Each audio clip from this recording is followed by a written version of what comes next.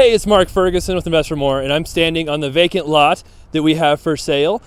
This was sort of a house flip, kind of. We bought a property with an old house on it, tore it down, and then we put it up for sale. We've not had many bites on it yet, which is kind of be expected because it's a commercial property, but I might have a new idea, and I was going to ask the YouTube audience what they thought of it. Of course, check out investformore.com for much more information on our flips, rentals, being an agent, all of that great stuff. And we have 9 books on Amazon if you're interested in learning more about real estate. And we love the likes and comments, so keep those coming. So what is my idea?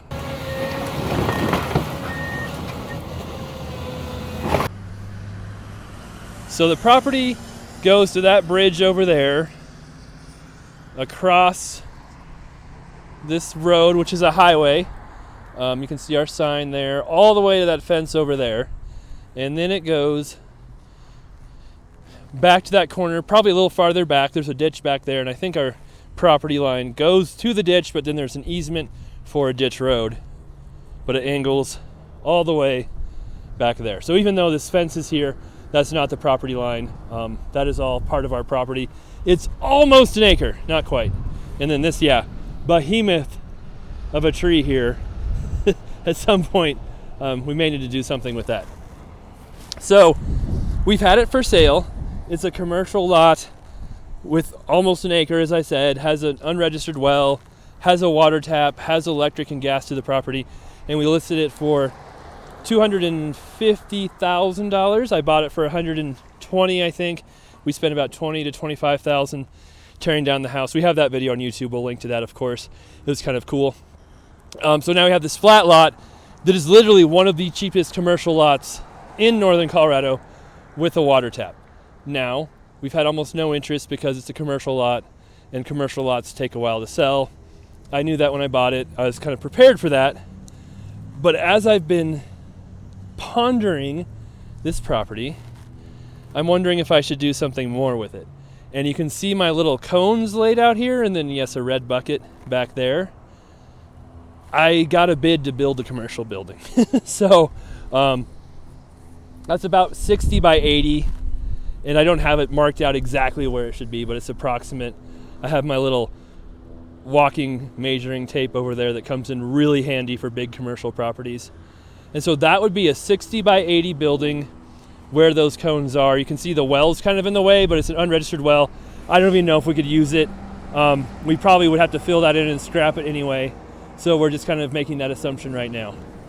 Now, if I were to build a 60 by 80 building, put in the concrete, road base for kind of a parking lot, do some minimal landscaping, this property is probably worth $700,000, $600,000 to $700,000 an acre with almost a 5,000 square foot building. So how much would it cost us to build that building? We have one bid for $140,000 without concrete, and that's kind of a pole barn type building. And we have a metal building bid, all metal, for $180,000 with concrete floors. Now that doesn't include wiring or plumbing. We'd have to do that, or finishing any office space. That's just a building. But that includes engineering reports, permits, soil tests, all of that. So basically, if I put up a 5,000 square foot building that cost me a couple $100,000, we can increase the value of the property $350,000 to $400,000. So that kind of seems like a no-brainer to me. The risk is that, hey, what if we can't get it rented or find a buyer? Now we have more money sunk into it, and it might have some more costs and different things that go on forever. However, there is a short supply of buildings like this, especially with land, especially along a highway, which you can see is super duper busy.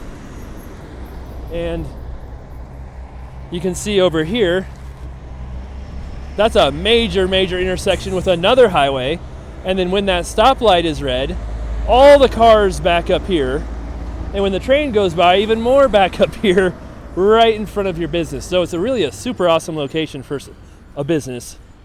And I think we could rent it or sell it very quickly if we decide to go that route. Now, if we were to rent it, you could probably get at least $10 a square foot per year, which means if you had 5,000 square feet, you'd be getting $50,000 a year in rent, which would make it worth $700,000, $800,000, and you might be able to get more rent than that because you've got the land in this location. So it kind of makes it a no-brainer to add a building. It's just a matter of exactly where we put it and how we get this set up. Now, the thing we would have to figure out too is how close we could be to our property lines. So when you build a building, build a house, they have setbacks which say, hey, you can't be 10 feet within 10 feet of the property line, or you can't be within 20 feet of the property line. You can't build a property right on the property line. So with commercial, the country, it's always a little different. We have to check into that and see where that is. But I think this road is actually mine. It's just an easement for the ditch. So we might be able to come back farther than that. We're 25 feet from this fence and 25 feet from this fence just to be safe. Setbacks might be less than that.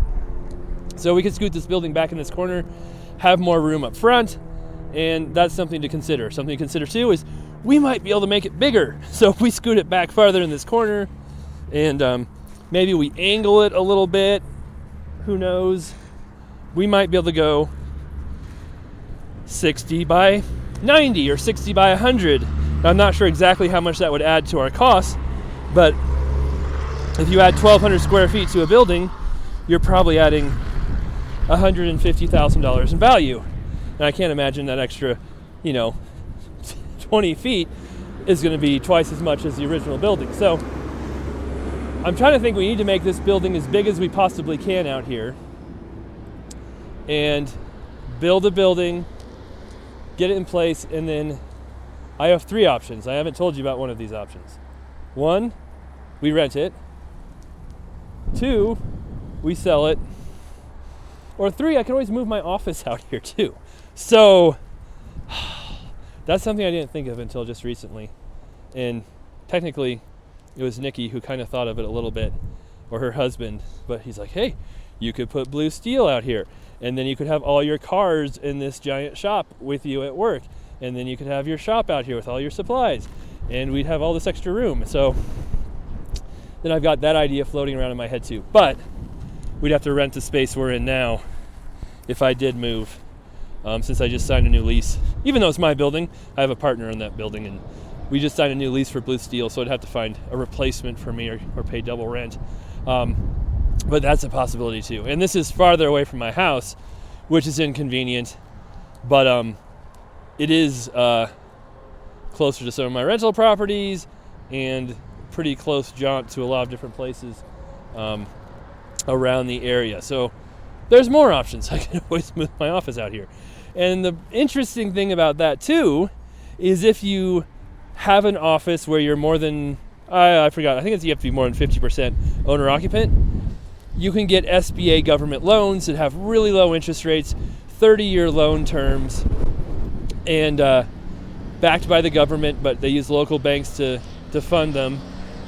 So I could get a really good loan, refinance the property, probably get cash back, and have a really low monthly payment along with this property. And property taxes out here won't be very much because we're not in the city limits. We're in the county, and they're much lower out there. There's just a lot of different things to consider right now. So let me know what you guys think. This is kind of a interesting situation where I know building a building can make a whole lot of money. It's a matter of what kind of building to build, how big of a building to build, and then if I want to take it one step further and move out here. I don't know if I do. It's kind of, I live 10 or 15 minutes from my house now. I'd probably be 20 minutes from my house now. So it definitely would add some time. But it's always been kind of a dream to have my own shop with lots more parking, and that would kind of help fulfill that. So we'll see. So we came back, and before I had the idea of putting the building back here on this back part of the lot. But then I was looking at the lot lines, and we actually went and talked to the county, and we could put a bigger building if the back of the building was against that fence. We could actually make it probably 110 feet wide by 60. I don't know if we need to make it that big. That'd be pretty huge. along that back fence. And the setback is 25 feet from the public roads over there, and then 25 feet from that fence, because that's a railroad right-of-way, I believe, and then 10 feet from your back lot line along the ditch. So we could have an even bigger building back over here, and then we just have our entrance come in over there, parking lot right here, a beautiful picnic area along the ditch here. Who knows? But lots of different possibilities going on now. But if we want to do all that, we do have to submit a site review plan to the county, which will take a few months and at least $1,300 for them to look at our plans, approve the business use, and approve permits and all that stuff. So we're going to fill out the pre-meeting to that and then go talk to them and see what our next steps are. Anyway, let me know what you think. I'm done with all my rambling right now. And I'd love to hear your opinions, love to hear your thoughts. Of course, check out investformore.com for much more information on our flips, rentals, being an agent, all of that great stuff. And we'll be back with many more videos of actual houses and flips and rentals, not just dirt, coming up here soon.